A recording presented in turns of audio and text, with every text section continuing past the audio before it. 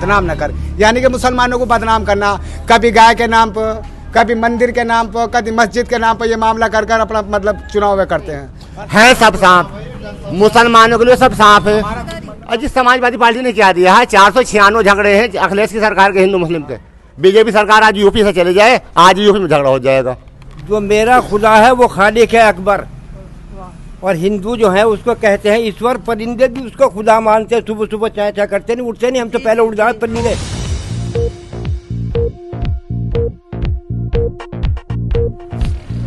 आदाब, नमस्कार साथियों। बोलता बिजनौर की नुक्कड़ सभा में मैं नाहिद फातिमा आपका स्वागत करती हूं। और आज फिर मौजूद हैं हम मंडावर रोड के एक गांव में, और बड़ी खुशी की बात यह है कि गांव के जो हमारे लोग हैं, गांव के रहने वाले लोग हैं, वो सरकारों के बारे में और सरकार की कार्यशैली के बारे में शहर के लोगों से ज़्यादा दिलचस्पी लेते हैं और ज़्यादा ज्ञान रखते हैं। इसके साथ साथ ये भी कहा जाता है कि हिंदुस्तान की रीढ़ की हड्डी जो है वो हमारे गांव है, और इसी रीढ़ की हड्डी पर बोलता बिजनौर काम कर रहा है।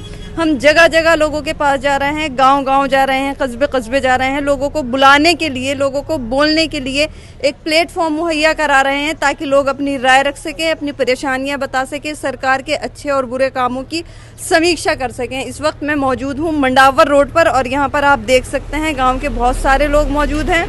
हर एज ग्रुप के लोग मौजूद हैं, बुजुर्ग हैं, युवा हैं और कुछ बच्चे भी हैं।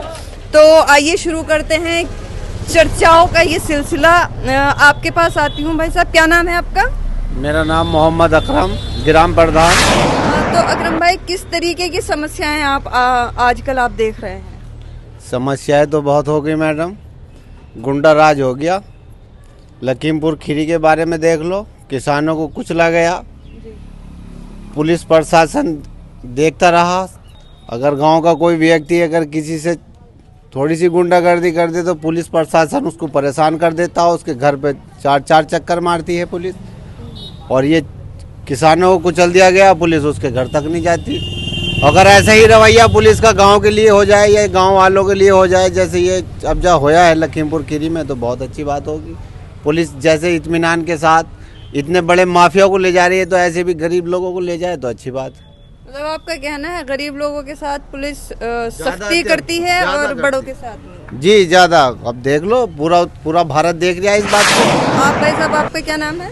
मोहम्मद जाकिर। जाकिर साहब, किस तरीके की परेशानियां झेल रहे हैं आप? बस जी, हमको तो लंबी चौड़ी बात आज ना, महंगाई बहुत है। जैसे कि तेल सरसों का 70 रुपये था, अब दूसरा 100-200 रुपये हो गया। रोजगार कोई नहीं रहा। लेकिन सरकार तो बोल रही है कि हम बहुत जनता की मदद कर रहे हैं, गैस सिलेंडर दे रहे हैं, बिजली का कनेक्शन दे रहे हैं, अनाज दे रहे हैं। 930 रुपये में मिल जाएगा उसका सिलेंडर, 930। आप भाई साहब, आपका क्या नाम है? सगीर अहमद पहलवान। किस तरीके की समस्याएं देख रहे हैं? समस्या ये है मैडम के सरकार ने 2 कोटे देने का काम किया है क्षेत्र को, जनता को। लेकिन हम ये समझते हैं कि गैस सिलेंडर की कीमत 500 रुपये होनी चाहिए। मेरे घर के अंदर 2 सिलेंडर 1 महीने में फूक जाते हैं, और दो राशन मिलते हैं हमको। तो 2 राशन में हमें मात्र 40 किलो गेहूँ मिलता, मतलब एक सिलेंडर 2 जल जाते हैं। उसकी जायज़ कीमत 500 रुपये होनी चाहिए।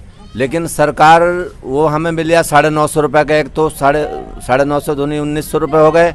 उसमें हमें गेहूँ मिल गया कुल 800 रुपये का, तो 900 रुपये का नुकसान, मतलब एक पूरा नुकसान है। गवर्नमेंट अपने पास से किसी को कुछ नहीं दे रही। जितना राशन जनता को मिल गया उतना ही गैस सिलेंडर से तुरंत के तुरंत वसूल रही, और पूरी तरह से विफल है सरकार। कोई उपलब्धि, कोई कामयाबी नहीं। मुस्लिम समाज का अगर कोई पुलिस वाला किसी को पकड़ के ले जाता तो उससे 20-50 हज़ार रुपये उसका कोई फैसला नहीं होता थाने के अंदर। ये पूरी तरीके से विफल शासन प्रशासन पूरी तरीके से एकदम नाकाम है। मेरा नाम मुन्नू सिंह सैनी है जी। आप सरकार के बारे में क्या सोचते हैं?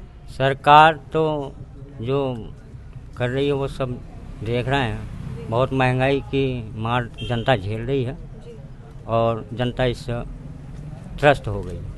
सरकार तो हम तो यही चाहते हैं कि देश का भला हो, देश का उद्धार हो, देश की उन्नति हो। लेकिन कौन सी सरकार कर सकती है? ये कांग्रेस ने भी बहुत अच्छे काम किए हैं, और पहले जो बीजेपी की सरकार थी उन्होंने भी बहुत अच्छे काम किए हैं।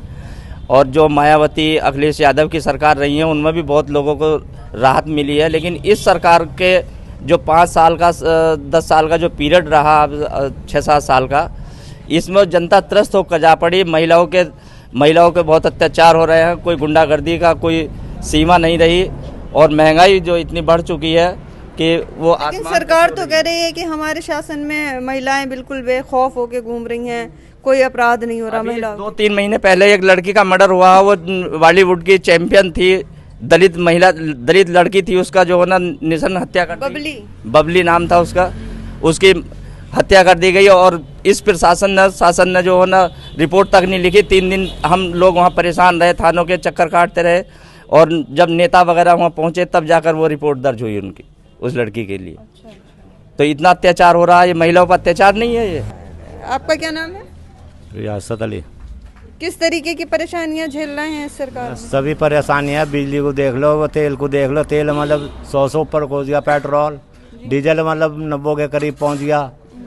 महंगाई तो चारों तरफ से फैल रही है, महंगाई कौन सी कंट्रोल कर ले, कोई वो नहीं कर रहा है, कोई मतलब किसी का गरीब आदमी को कोई सहायता नहीं है, कोई कुछ नहीं है अपने मन। लेकिन सरकार तो सहायता कर रही है ना, अनाज दे रही है। अनाज दे रही है तो अनाज के बदले में और बतेरी महंगी चीज दे रही है।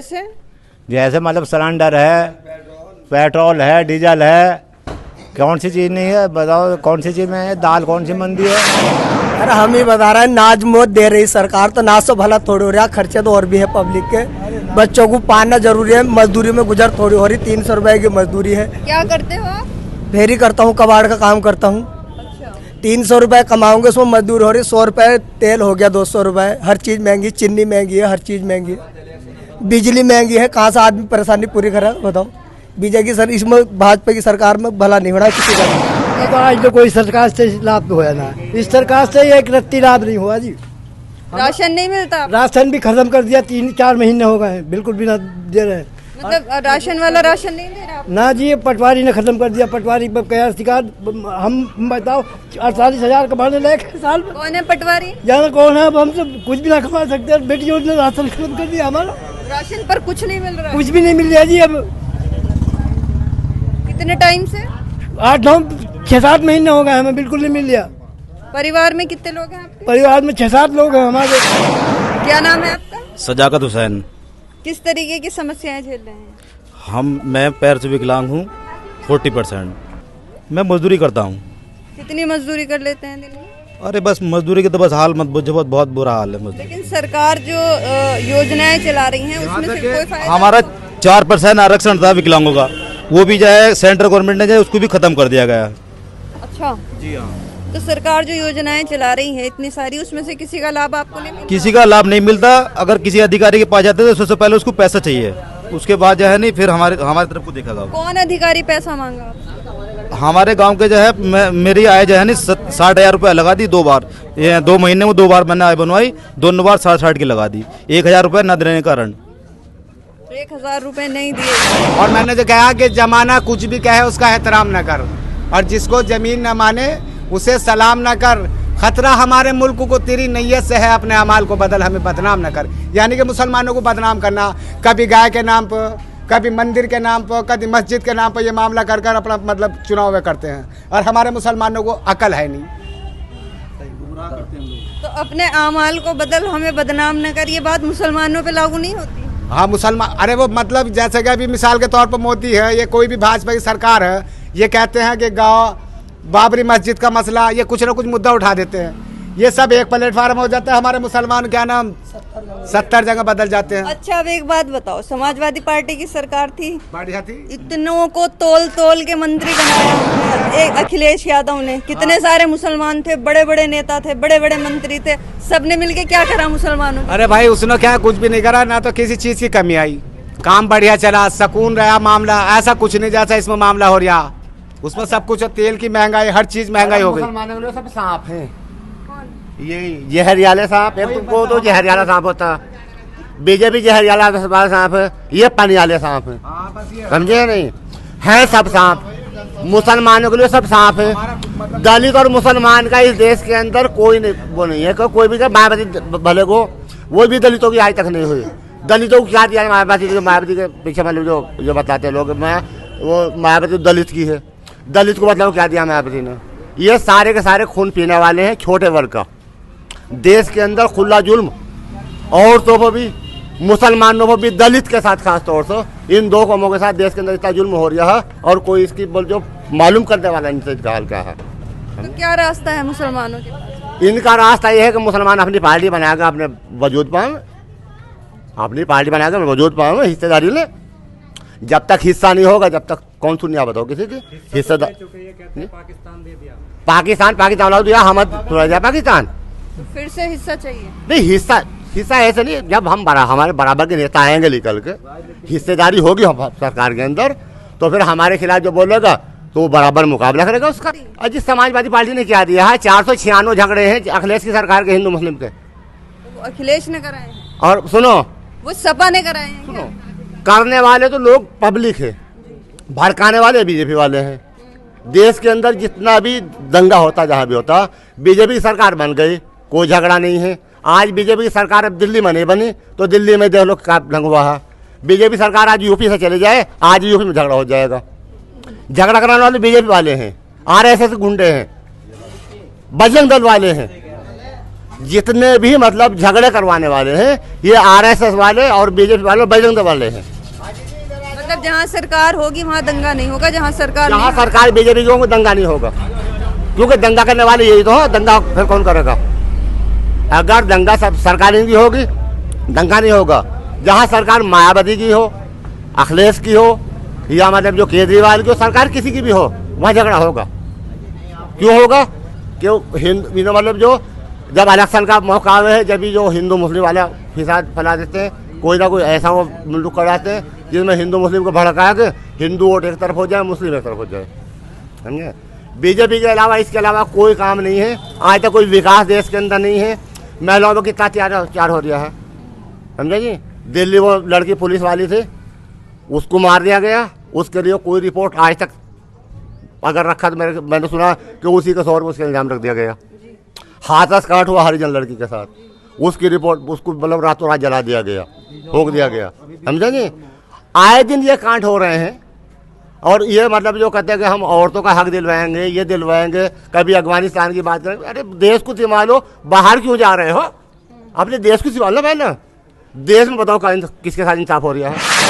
तो बहन जी की सरकार चाहते हैं जी, मायावती के ही लोग, हम तो जो है ना दलित लोग हैं, मायावती की सरकार चाहते हैं, क्योंकि काम भी अच्छे होते हैं और जो कौन से काम अच्छे होते हैं? बच्चों की पढ़ाई वगैरह भी अच्छी होती है। बिजनौर में टोटल सीट आई थी बसपा की, आपको याद होगा, टोटल सारी विधानसभाएं, और मायावती ने कहा था वीवीआईपी जिला इसको घोषित कर दूंगी, कुछ भी नहीं किया था। नहीं, ऐसा कुछ नहीं है। उन्होंने कांसीराम कॉलोनी बनवाई है दो जगह। वो तो सभी जगह बनवाई है, बिजनौर में ही नहीं, सब जगह। लेकिन बिजनौर में क्या किया था? बिजनौर में बहुत अच्छे उन्होंने पढ़ाई के शिक्षा पर भी जोर दिया था, प्रशासन पर भी जोर दिया था। शासन प्रशासन भी सतर्क रहा और लड़ाई झगड़े भी नहीं थे, बच्चों को शिक्षा भी अच्छी मिलती थी। लेकिन इस सरकार में कुछ नहीं मिला। यूपी में तो जो मायावती की सरकार हो तो ज़्यादा बेहतर है। मेरा हाजी मोहम्मद यामीन है, पूर्व प्रधान। अच्छा, आप किस तरीके की तकलीफें देखते हैं इस सरकार में? हम तो एक बात बता दूं मैं आपसे, ये इसको प्रूव कर लो बैग को। जो मेरा खुदा है वो खालिक है अकबर, और हिंदू जो है उसको कहते हैं ईश्वर। परिंदे भी उसको खुदा मानते हैं, सुबह सुबह चाय चाय करते नहीं, उठते नहीं, हम तो पहले उठ जाते परिंदे। ठीक है? अगर जो हमारे यहाँ की मीडिया, अगर जो हमारे हिंदुस्तान की मीडिया समझ जा तो हमारा हिंदुस्तान समझ जा, हमारे का हिंदुस्तान समझ जा। अगर जो हमारे की मीडिया सारी बिकी हुई है, कोई सच्चाई को कहने को तैयार नहीं है। काशकार अपनी लड़ाई लड़ रहे हैं। ये मजदूरा क्या होगा? मजदूर तो 60% है, मजदूरों को तो कोई लेकर चल ही नहीं रहा। मजदूरों का भी ख्याल रखना चाहिए। ठीक है? बोलता बिजनौर लगातार बिजनौर के लोगों की आवाज़ इस प्लेटफॉर्म के माध्यम से उठा रहा है, और बिजनौरियों की ये खूबी है कि दुनिया के हर कोने में आपको बिजनौरी फ़ख्र से सर उठाए आमदनी और कमाई करते हुए, मेहनत मजदूरी करते हुए मिलेंगे। बोलता बिजनौर एक ऐसा प्लेटफॉर्म है कि दुनिया भर में जहाँ पर भी बिजनौरी मौजूद होगा वो अपने बिजनौर के लोगों की आवाज़ सुन लेगा। बोलता बिजनौर के माध्यम से मैं अपील करती हूँ कि आप सभी लोग बोलता बिजनौर को लाइक, शेयर और सब्सक्राइब कर दीजिएगा। अपने इसी प्रोग्राम में किसी और नुक्कड़ पर, चौपाल पर, चौराहे पर, कस्बे में आपको मिलूंगी। तब तक के लिए जय हिंद।